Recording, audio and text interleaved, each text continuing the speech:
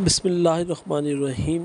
میرے عزیزو، امام بہقی رحمہ اللہ تعالیٰ علیہ نے شعب الایمان میں آپ صلی اللہ علیہ وآلہ وسلم کا یہ فرمان مبارک نقل کیا ہے کہ اس امت کی جو کامیابی ہے، اس کامیابی کی بنیاد دو چیزوں پر ہے، ایک یقین کرنا اور دوسرا دنیا سے بے رغبتی۔ اور اس امت کی بربادی کی بھی بنیاد دو چیزوں پر ہے، ایک بخل اور دوسری لمبی لمبی امیدیں۔ میرے عزیزو، جو کامیابی کی بنیاد یقین پر ہے، اس یقین کے بھی چار درجے ہیں۔ پہلا درجہ یہ ہے الیقین علی امر اللہ، یعنی کہ ہم لوگ اپنے ذہن میں یہ بات بٹھا لیں، اس پر یقین کر لیں کہ جو کچھ بھی ہوتا ہے وہ اللہ کے حکم سے ہوتا ہے، نفع و نقصان کا مالک و مختار صرف اللہ رب العالمین کی ذات ہے، کامیابی دلانا اور ناکامی سے بچنا سب اللہ رب العالمین کے قبضہ قدرت میں ہے۔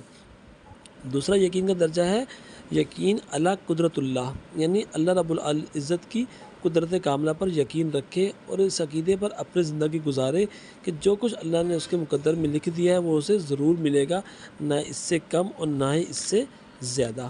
اور تیسرا یقین ہے یقین علی علم اللہ، کہ مطلب یہ ہے کہ انسان اپنا یہ عقیدہ بنائے کہ اللہ رب العالمین کو میرے ہر عمل کا علم ہے، میرے قول و فعل اور ظاہر و باطن سے اللہ رب العالمین خوب واقف ہے۔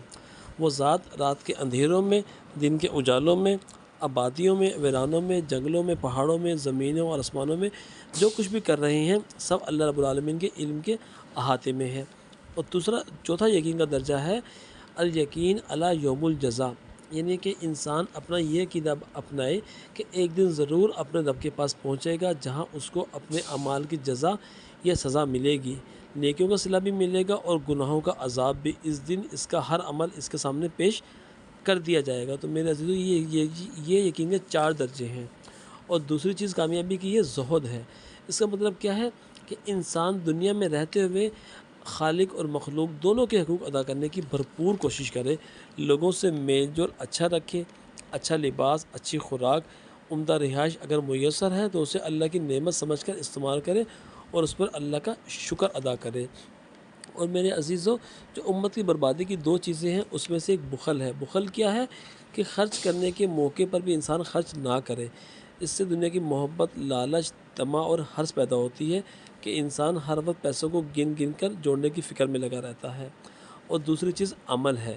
عمل، الف میم لام، عمل یہ ہے کہ دنیا کی لمبی لمبی امیدیں باندھنا اور ان امیدوں کی تکمیل میں آخرت کو بھول جانا۔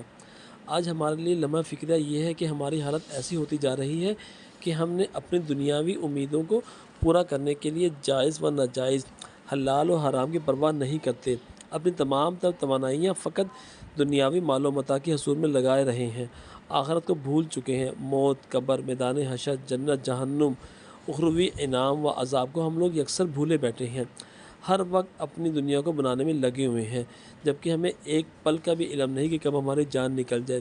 اس لیے پیارے نبی صلی اللہ علیہ وسلم کی مبارک تعلیمات پر چلنا ہوگا، ورنہ دنیا اور آخرت میں ہماری نجات ممکن نہیں۔ اللہ ہم سب کا حامی اور ناصر ہو، اور اللہ رب العالمین ہمیں دین کو سمجھنے اور اس پر عمل کرنے کی توفیق عطا فرمائے۔ آمین یا رب العالمین۔